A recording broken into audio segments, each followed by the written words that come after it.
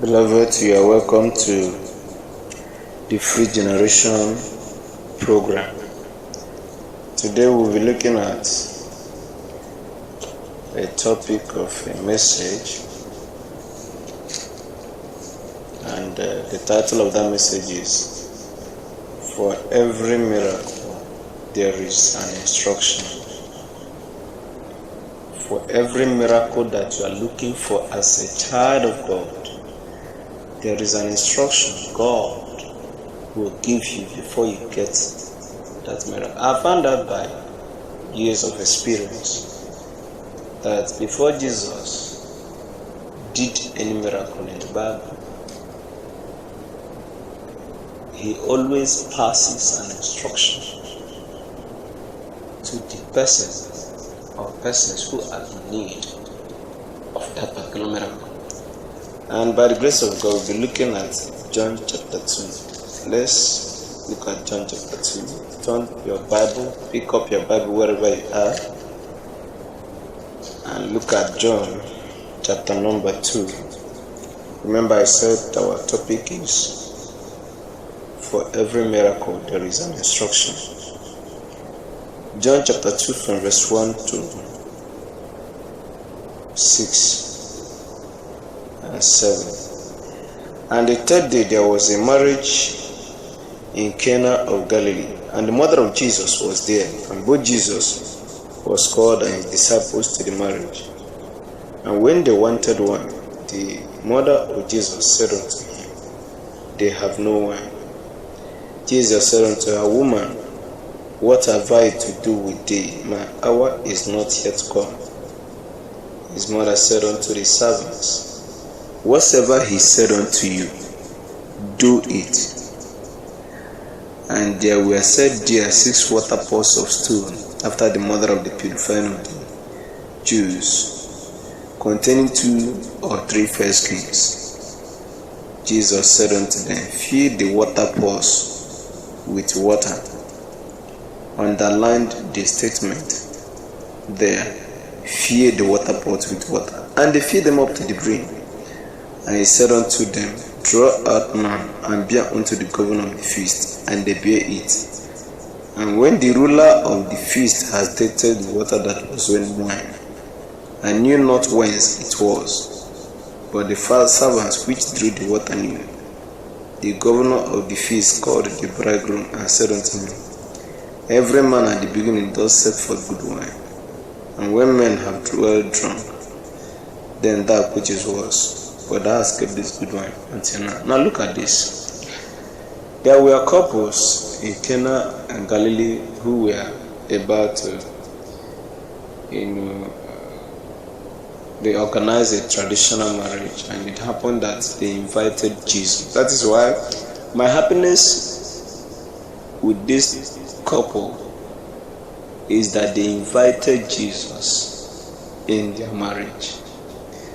And that is the importance of giving Jesus an invitation to whatever you are doing. At the juncture of frustration, Jesus will appear and solve the problem. The reason is because you invited him first.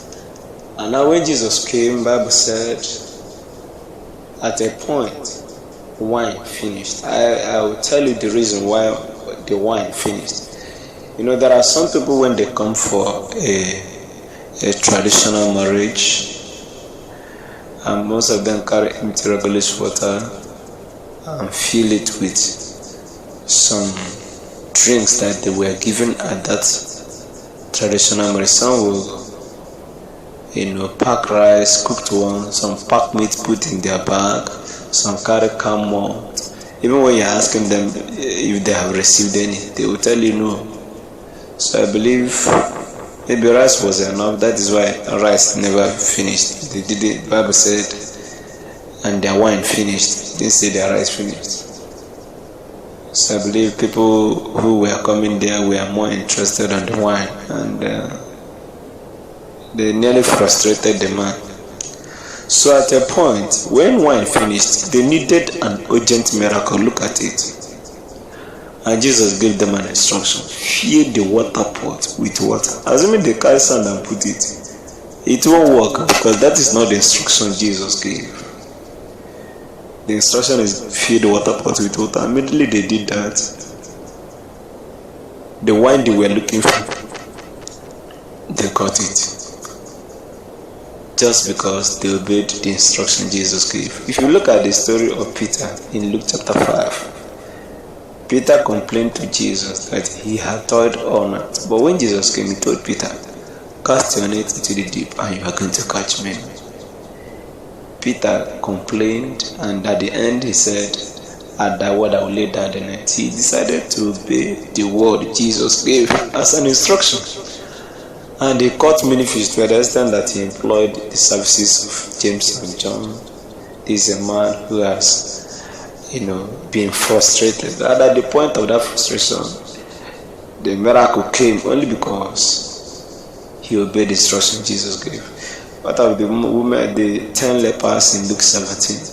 Jesus asked them, show yourself to the priest. The Bible says immediately they went. 10 of them were cleansed. One came back and gave thanks to God. Okay, talking about Naaman and Elisha, for example.